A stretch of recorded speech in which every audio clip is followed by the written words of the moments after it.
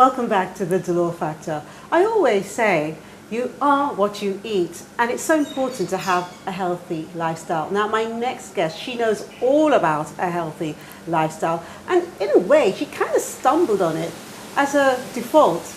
Yes, she did. So please welcome Jermaine Waters to the Dolor Factor. Thank you. So, Jermaine, where are you from? Before we go into the whole thing, where are you from? I was born and brought up in St. Lucia, and left here when I was about 15 to go away to school, and eventually married my husband Mark, who is English, and we lived in England for many, many years. In fact, at the time of moving back to St. Lucia, I had lived more time in the UK than in St. Lucia. But we've been here a long while now, and St. Lucia is, I split my time now between St. Lucia and the UK. And your family, where are they now? We have 3 daughters, and 2 are based in the UK, 1 is based here, so best of both worlds. That's right. And also when it comes to your fruits and your veg and leading a very healthy lifestyle, again, you have the best of both worlds, because you can get different healthy foods and fruits and veg, whether you're in St. Lucia and in Absolutely. the UK, right? And in fact, I sometimes call myself a locavore. Not my word. I came across it. And it means you eat the food that is freshest and available in the country in which you are, which actually feeds into my belief, my ethos is I don't eat food that has traveled 5,000 miles to get to me. It's exhausted and I don't want it. So I eat what is fresh in the country I'm in. And not only do you do that, you've decided that you want to share what you do with others. So how did you actually stumble across your website, Sun Temple Food? I need to tell you a little bit before that. Yeah. So when I was pregnant with my last child, Kirsty, I developed gestational diabetes, which didn't go away. And that made me ever conscious, had to be, of what I put in my mouth and its effects on my body.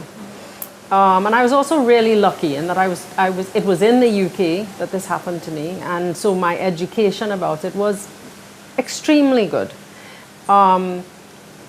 Then as the children grew and I got older, I've always had a fascination with food and a love of food. And Mark, my husband, said, your girls keep asking you, how do I make this, Mom? Or what do I do with this or that? And he kept saying, you need to write these things down.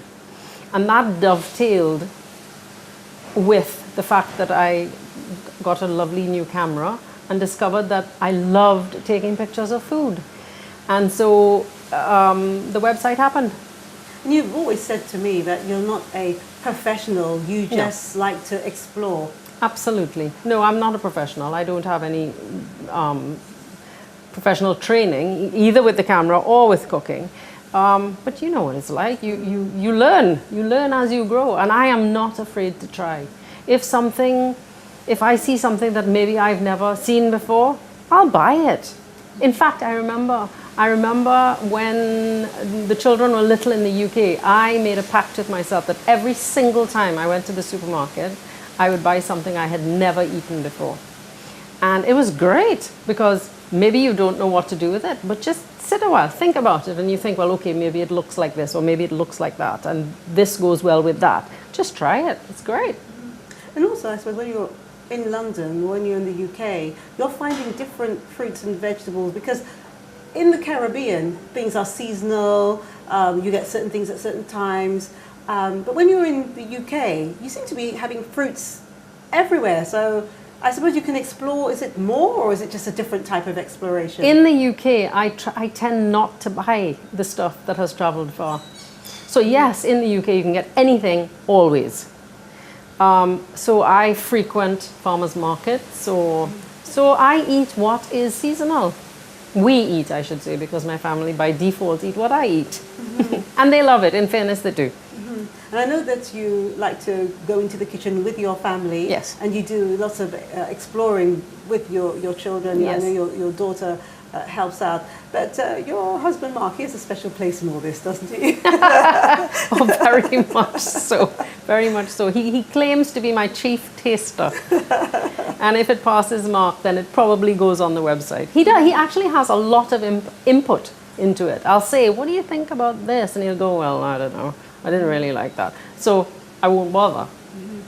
And of course, there's the prototype, and then there's the tweaking, and then there's the actual time where I'll photograph it and I'll write up the ingredients. Because creating a recipe for the website, obviously, I have to supply my followers with amounts and quantities and a technique and a whatever. So while I'm doing it, I'm having to record it.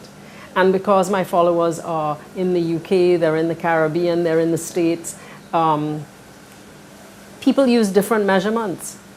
So each time I'm having to do it in cups, which is the States, grams, which is UK and Europe, and ounces and pounds, which is also the States and the Caribbean. Great. Well, when we come back from the break, I'd like you to tell us more about the content. How do you think about the things that are going into your website? And what is your actual aim for it? And why do you think personally that a healthy lifestyle is important? So stay with us. When we come back from the break, all those questions will be answered. See you soon.